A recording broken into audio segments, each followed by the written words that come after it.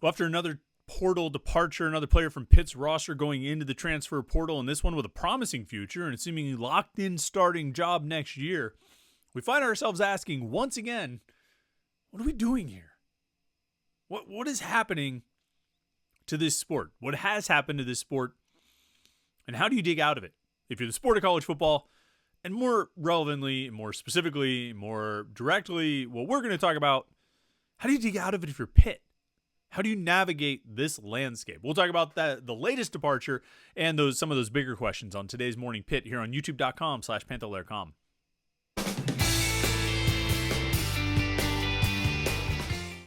All right, it's the Tuesday edition of the Morning Pitt, youtube.com/Panther-Lair.com. I'm Chris Peak from Panther-Lair.com. You know that website, or at least you should, Panther-Lair.com, Pittsburgh.rivals.com. The most comprehensive source of Pitt sports news on the internet. Football, basketball, recruiting. You find it all at Panther-Lair.com and message boards to interact with hundreds and thousands of other Pitt fans. All day, every day. Panther-Lair.com, Pittsburgh.rivals.com. And of course, our YouTube channel here, youtube.com/Panther-Lair.com, is where we have all of our videos, these daily Morning Pitt videos, a little bit of Pitt sports talk to get you ready for the day. I mean, or depending on when you listen to these videos, maybe you watch them in the morning, maybe you watch them in the afternoon. Either way, it's a little bit of Pitt sports talk in a giant sea of Steelers and Penguins and Pirates. We give you a little bit of Pitt sports talk each day just to get your mind working, think about the Panthers a little bit. So we have the Morning Pitt videos. We have our live stream that we do every week. We have one tomorrow. We do it every Wednesday night at 8:30. Tomorrow night is going to be at 8 o'clock because the Pitt West Virginia basketball game starts at 9 in Morgantown. So we'll go as a pregame show, 8 to 9, get you ready for the hoops game, and then we'll all tune over and watch the basketball game. But we do that every week. We're going to have some post-game basketball shows this year. We'll pick and choose on those. I'll let you know exactly when we're going to do it. And anything else, post-game press conferences, interviews, highlights, all kinds of things, all right here at youtube.com/Panther-Lair.com. So like this video and subscribe, and that way you'll never miss any of our Pitt video content at youtube.com/Panther-Lair.com. All right, a big portal addition, departure. I don't know how you want to you phrase it. A big addition to the portal, a big departure from Pitt's roster yesterday. Sam Okunlola. Sam Okunlola is going into the transfer portal. He announced it yesterday afternoon, or it was announced and sort of confirmed yesterday afternoon. Redshirt freshman defensive end from Pitt going into the transfer portal. Okunlola leaving Pitt after really one active season. Played a little bit, I think, last year as a true freshman, probably late in the season. Got a few snaps here and there. Maintained his redshirt. Played in, I think, 11 out of 12 games this past season.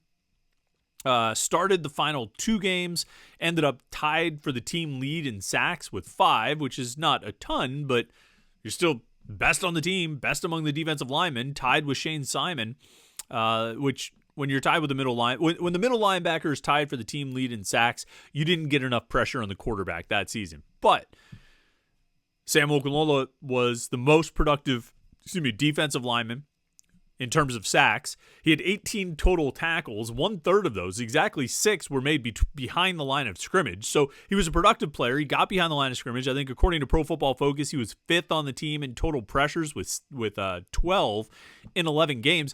And again, all these numbers are rather small sort of in the grand scheme of things. But for Pitt this season, in terms of Pitt and their pressure and getting after the quarterback and making plays in the backfield, Sam Okunlola was as good as anyone else. Deion Hayes led the team in pressures, but didn't even have as many sacks as Okunlola did. So,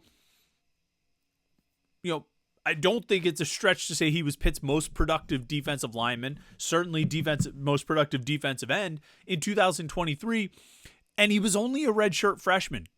3 years of eligibility remaining. He doesn't have that super senior year, but he could be a redshirt sophomore, junior, and senior. So what's that, 2024, 25, 26? Potentially his eligibility could have kept him at Pitt for 3 more seasons. And he would walk into 2024 with basically a guaranteed starting job. Nate Temple was gone, but even if Temple returned, Okunlola started ahead of Temple in the last 2 games. I think Temple didn't play in the Boston College game, but Okunlola started in the finale at Duke. But I think he was virtually guaranteed a starting job that I don't think he was promised, but he had earned. He was going to start opposite Deion Hayes and be one of Pitt's top 2 defensive ends in 2024, playing for the coach who is widely considered the best at his job in the country, or one of the best, in Charlie Partridge. And he decides to leave. He goes to the transfer portal.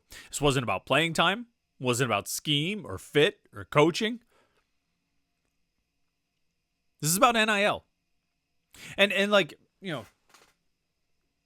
I don't know if any players would come out and say that publicly, but I mean, let's be honest about what this is. Every transfer you saw yesterday, there's two things. One is there's three.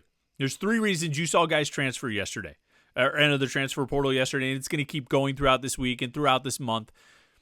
They entered for playing time, which is to say they didn't like the amount of playing time they were getting or felt like they were going to get. They entered for culture and relationships, which is to say they didn't like their relationship with their position coach, or they entered for money, NIL, straight cash.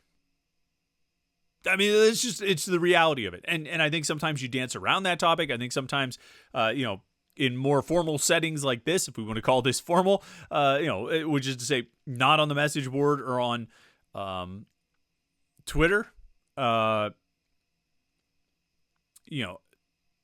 think sometimes we dance around. We don't always call it what it is, but I mean, it is what it is. You call it what it is because that's the reality of the situation. And here's a case where Pitt, I think, and when we say Pitt, we're referring to Pitt sort of in a larger sense, not just the football program, but those operating on behalf of the football program, trying to make some of these NIL offers and make some of these deals come through so that, Pitt can acquire players from the portal or retain players from the roster. And I think they've done some good work in the past week and a half of retaining players and keeping guys on the roster and getting guys to stay. But they haven't kept everybody. And out of the dozen or so transfers that we've seen so far, I'm not sure any sting as much. I'm not sure any come as much of a surprise. And I'm not sure any are probably reflective of Pitt simply getting outbid as much as Sam Okunlola.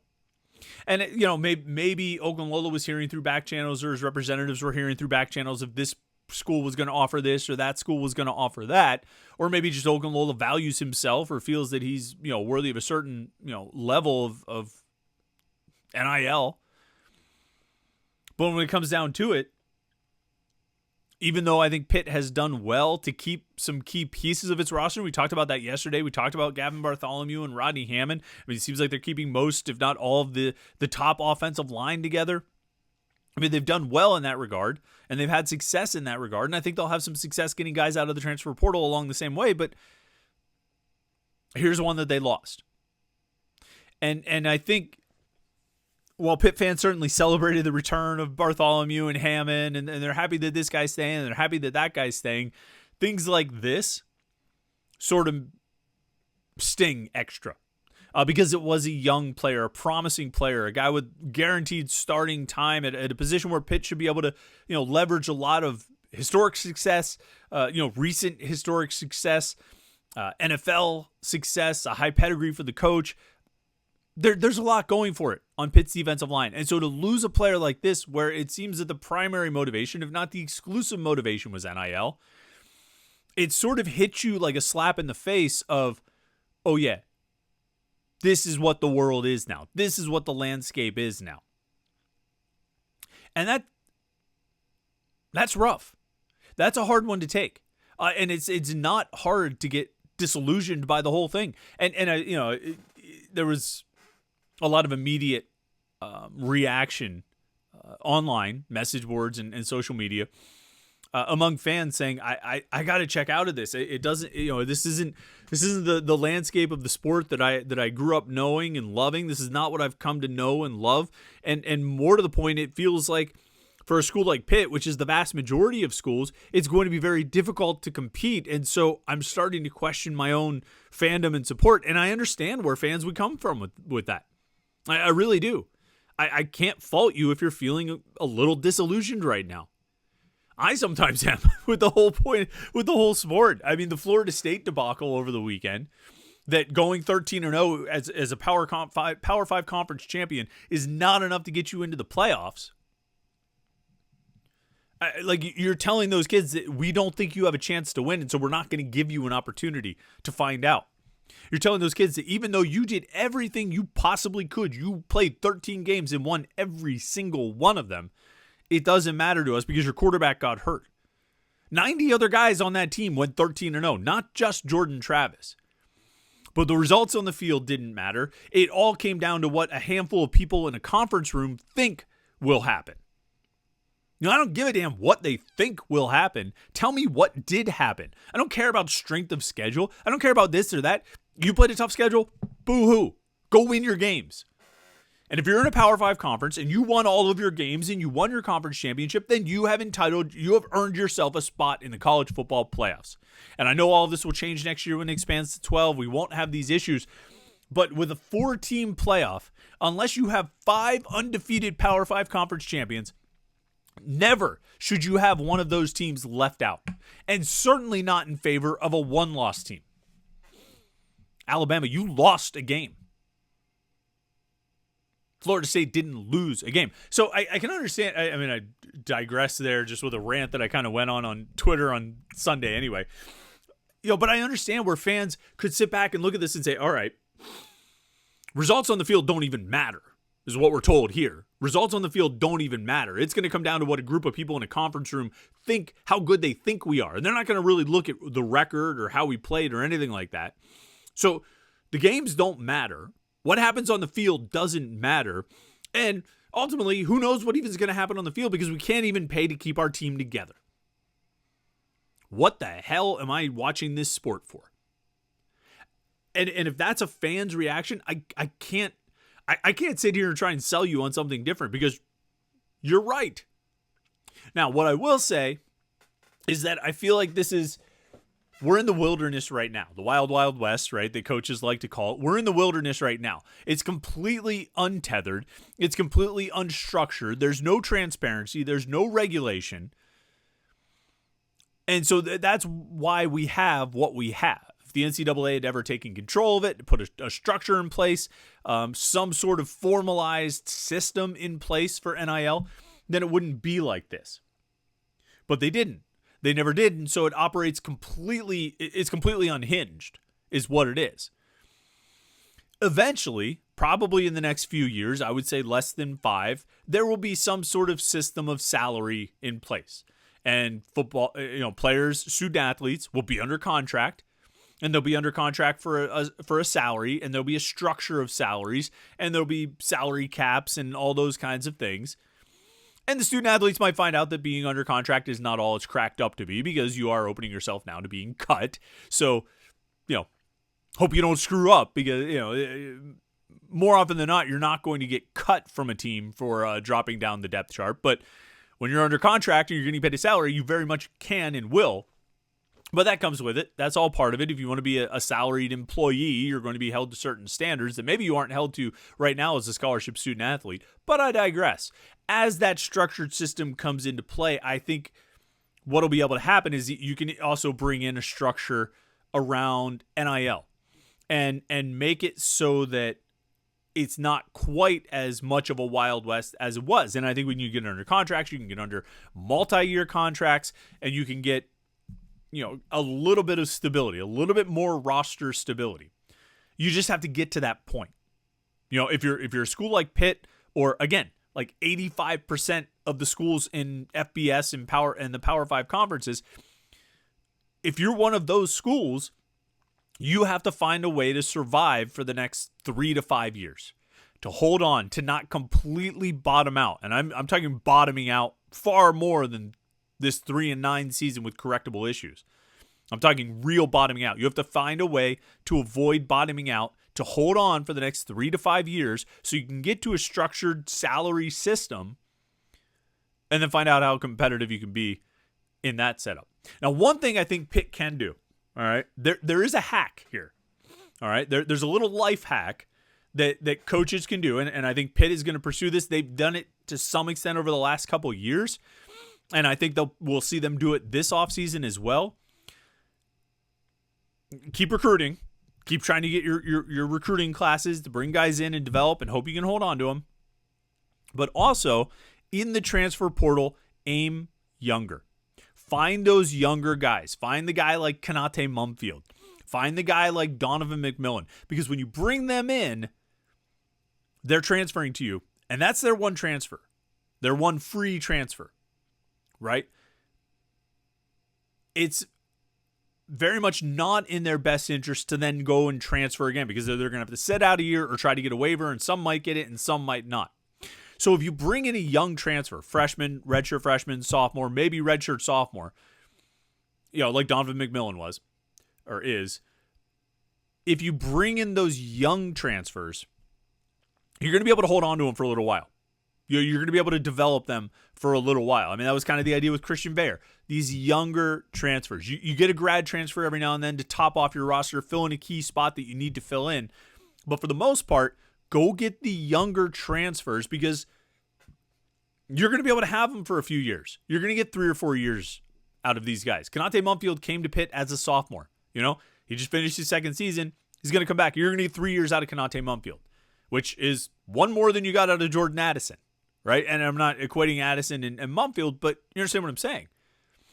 If you go get, so Sam Okunlola just went into the transfer portal, right? As a redshirt freshman. He would be a redshirt sophomore in 2024. If you go out and get a redshirt sophomore defensive end, you're getting the same amount of eligibility as you had with Sam Okunlola, and you're going to hold on to that guy. You're going to have that guy for 3 seasons, unless he leaves early for the NFL. He can't transfer again, unless he graduates. Then he can go. And that, I think, has to be the strategy. You get the older guy to top it off, to fill in, oh, man, we just need a left tackle for this year to get us through, to bridge to this younger guy we have who's coming up and ready, like hypothetically speaking. But for the most part, focus your efforts on the younger guys in the portal. Focus your efforts on a guy like Okunlola. Now, Okunlola is probably going to command a pretty sizable NIL deal. So he might not be exactly what you're looking for, but find those guys who are going to come to you with 3 years of eligibility, 4 years of eligibility. If you can get a guy who will be a redshirt freshman in the fall, TJ Harbison, the running back, transferred yesterday, Pitt running back. He's going to go somewhere, and he'll be a redshirt freshman in the fall. And wherever he goes, they're going to have him for the next 4 years, minimum 3. Unless he explodes and goes to the NFL after 2 years or whatever. But you're going to get 3 or 4 years out of that guy. That's who you need to go look for. I mean, realistically. And if that means you ultimately end up making your recruiting classes smaller, so you have more room to fit these kinds of guys, almost sort of like a supplemental recruiting class, then that might be what you have to do. But I think you'll see a lot of Pitt's efforts this offseason, and rightfully so, focused on younger transfers, because those guys are effectively, you have them. The transfer rules keep them on your roster for the next few years. And so that's what it'll have to be.